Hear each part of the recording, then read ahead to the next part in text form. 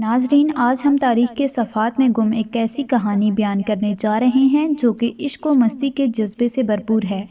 آج ہم آپ کے سندھ کی مشہور ہستی کے بارے میں بتائیں گے کہ کیسے انہوں نے ایک امیر گھرانے کی لڑکی سے محبت کی اور پھر اس لڑکی کی خاطر کیا کیا نہیں کر ڈالا، اور وقت کس طرح سے پلٹا اور کیسے اس ہستی کی اس لڑکی سے شادی ہوئی۔ اس ہستی کا نام شاہ عبداللطیف بھٹائی ہے۔ شاہ عبداللطیف بھٹائی کو زیادہ تر لوگ صوفی بزرگ اور ایک شاعر کے طور پر جانتے ہیں، مگر ناظرین، ان کی زندگی کا ایک پہلو ایسا بھی ہے جس کو شاید ہماری نوجوان نسل نہیں جانتی، اور وہ ہے ان کی داستان عشق۔ 17ویں صدی عیسوی میں حیدرآباد اعلیٰ سندھ کے ایک قریبی گاؤں بٹے پور میں سید حبیب شاہ نامی ایک شخص رہا کرتے تھے۔ آپ کا تعلق نہایت علمی اور ادبی گھرانے سے تھا۔ مورخین کے مطابق امیر تیمور آپ کے آباء و اجداد کے عقیدت مندوں میں شامل تھا، اور اسی نے حبیب شاہ کے خاندان کو یہاں لا کر بسایا تھا۔ حبیب شاہ نے اولاد کے حصول کی خاطر 3 شادیاں کی، مگر آپ اولاد کی نعمت سے محروم رہے۔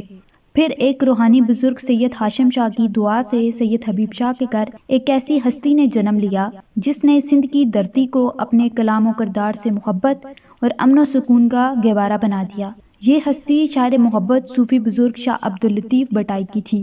بیٹے کی پیدائش کے بعد شاہ حبیب اعلیٰ چھوڑ کر کوٹری آ کر آباد ہو گئے۔ ان دنوں کوٹری کا جاگیردار نواب مرزا مغل بیگ ارغون تھا۔ یہ سید حبیب شاہ کی ولی صفت شخصیت سے بے انتہا متاثر ہوا اور آپ کے عقیدت مندوں میں شامل ہو گیا۔ مغل بیگ کی حویلی میں جب کوئی بیمار ہوتا تو وہ سید حبیب شاہ کو دم اور دعا کروانے کے لیے لے جاتا۔ ایک مرتبہ اس کی نوجوان بیٹی سیدہ بیمار پڑی تو اس نے سید حبیب شاہ سے حویلی چلنے کی درخواست کی۔ اس روز حبیب شاہ خود سخت بیمار تھے، اس لیے انہوں نے اپنے بیٹے شاہ لطیف سے کہا کہ تم جا کر مغل بیگ کی بیٹی کو دم کراؤ، اور پھر وہ واقعہ رونما ہوا جس نے شاہ لطیف کی دنیا بدل کر رکھ دی۔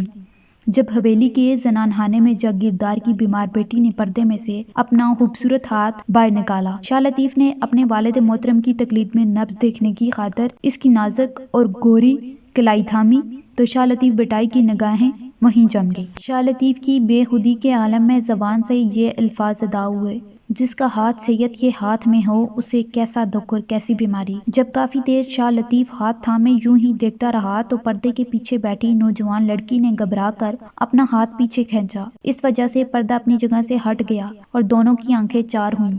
کنیزوں نے جلدی سے جاگیردار کی بیٹی کو اٹھایا اور اسے اندر لے گئیں، لیکن شاہ لطیف ارد گرد سے بالکل بے خبر ایسے ہی بیٹھا رہا۔ جاگیردار سیدوں کے اس خاندان سے بہت عقیدت رکھتا تھا، لیکن اسے سید زادے کی یہ حرکت بالکل بھی پسند نہ آئی۔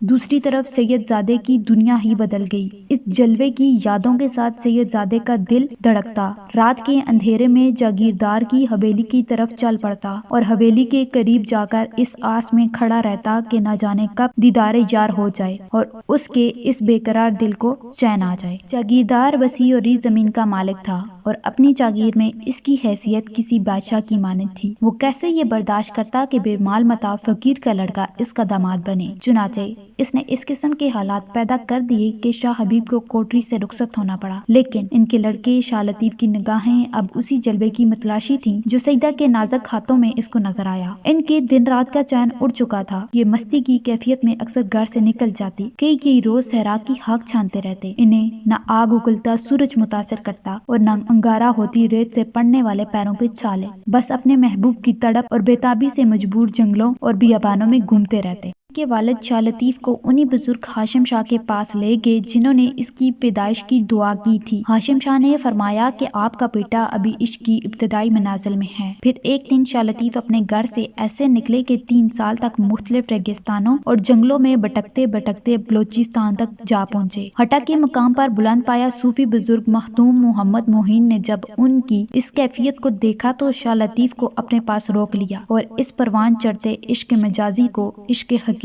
میں تبدیل کر دیا۔ محمد معین نے آپ کو سمجھایا کہ تم جس چیز کو جنگلوں اور ریگستانوں میں تلاش کر رہے ہو وہ تو دراصل تمہارے اندر ہی موجود ہے، اور شاہ لطیف کو روحانیت کے ایسے راست پر گامزن کیا جہاں سکون ہی سکون تھا۔ اپنے مرشد کی ہدایت پر شاہ لطیف 1713 میں اپنے والدین کے پاس واپس پہنچے۔ وہاں کی تو دنیا ہی بدل چکی تھی۔ چند افراد نے ذاتی دشمنی کی بنا پر مرزا مغل بیگ ارغون کی حویلی پر حملہ کر دیا تھا اور اس گھرانے کے تمام مردوں کو قتل کر کے تمام مال و دولت لوٹ کر لے گئے تھے۔ مرزا خاندان میں سے صرف چند خواتین اور ایک نوعمر لڑکا باقی پیچھے رہ گئے تھے۔ ان خواتین نے اپنے اس عذاب کا سبب سیدزادے کی ناراضگی کو ٹھہرایا۔ جب انہیں اطلاع ملی کہ شاہ لطیف واپس لوٹ آئے ہیں تو یہ دوڑے شاہ لطیف کے پاس معافی مانگنے کی غرض سے حاضر ہوئے اور اپنی خوبصورت بیٹی سیدہ کی شادی شاہ لطیف سے کرنے کی گزارش کی، جن کی خاطر شاہ لطیف نے در کی ٹھوکریں کھائی تھی۔ آج قدرت نے انہیں ان کی جولی میں ڈال دیا، لیکن شاہ لطیف اپنی محبت کو حاصل کر لینے کے بعد یاد الہی سے غافل نہیں ہوئے۔ عشق حقیقی کی شمع جو آپ کے دل میں روشن ہوئی تھی، اس میں مزید آپ نے اضافہ کیا اور روحانیت کے اعلیٰ مقام پر فائز ہوئے۔ آپ عوام میں اپنی شاعری کے حوالے سے بہت زیادہ مقبول ہیں۔ آپ کی شاعری